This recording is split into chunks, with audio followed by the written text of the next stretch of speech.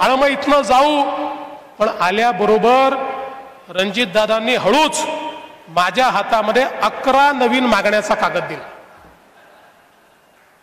11 नवीन मागण्या. माझ्या हे लक्षात आलं की मारुतीच्या शेपटी उत्तर रामायण घडलाय ना इथे, त्याच्यामुळे रामायणाचा संबंध आहेच.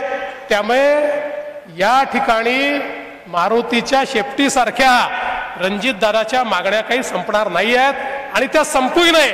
जो खरा जननेता असतो तो कधीच या ठिकाणी कुठल्याही बाबतीत सॅटिस्फाय होऊ शकत नाही. जोपर्यंत शेवटच्या माणसाचा विकास होत नाही तोपर्यंत त्याला त्या ठिकाणी समाधान लाभत नाही. आणि म्हणून आज त्यांनी अनेक मागण्या माझ्याकडे केल्या. मग त्याच्यामध्ये पाडेगाव, मुरुम, साखरवाडी, जिंती, फलटण, कोळंकी ते शिंगणापूर हा रस्ता MSIDCच्या माध्यमातून केला पाहिजे.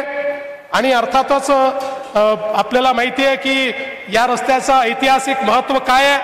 त्यामुळे दादा काळजी करू नका, MSIDCच्या मार्फत हा रस्ता, कारण तुम्ही या ठिकाणी बांधकाम मंत्र्यांनाही बोलवलेलं आहे आणि इतके हुशार लोक आधीच जाहीर केलं की बांधकाम मंत्री आमचे जावई आहेत. त्यामुळे आता जावयाला सासूरवाडीमध्ये काही नाही म्हणता येईल का. त्यामुळे जावयांच्या वतीनं मीच या ठिकाणी आश्वासित करतो.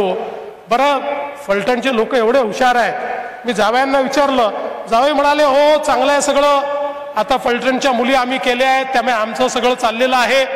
लगेच फलटणचे लोक येऊन आम्हाला सांगतात हे सगळे जावई जे आमचे इतके मोठे झाले कारण आमच्या मुलींचंच भाग्य मोठं होतं म्हणूनच हे मोठे झाले. अशा प्रकारे त्या ठिकाणी एक मेघ देखील आमच्या फलटणच्या लोकांनी दिलेली आहे. पण निश्चितपणे हे कार्य जे आहे ते आपण पूर्ण करू. आणि त्यासोबत बाणगंगा नदीचा समावेश अमृत 2 मध्ये करण्याच्या संदर्भात आपण जे सांगितलेलं आहे त्या संदर्भातलं देखील कार्य आपण पूर्ण करू. न्यायालयाची स्वतंत्र इमारत तुम्ही मागितलेली आहे. निश्चितपणे न्यायालयाची स्वतंत्र इमारत देखील देण्याचं काम आपण करू.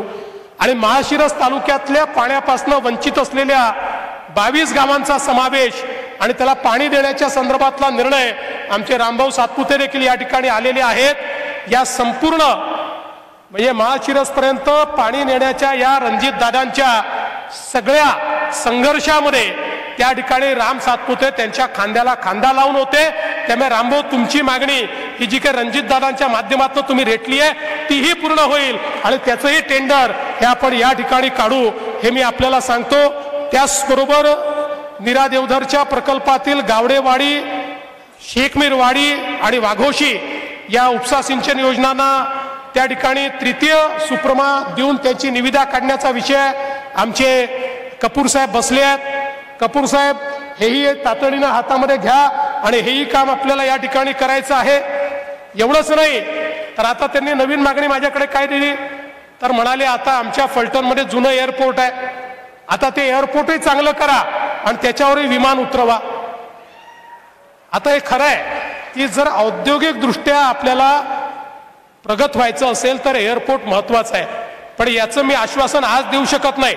मी आता या एअरपोर्टवर या ठिकाणी एक त्या ठिकाणी त्याचं संपूर्ण सर्वेक्षण करण्याकरता एक PMC अपॉइंट करीन आणि त्या PMCच्या रिपोर्टवर आधारित या ठिकाणी पुढचा निर्णय घेईन.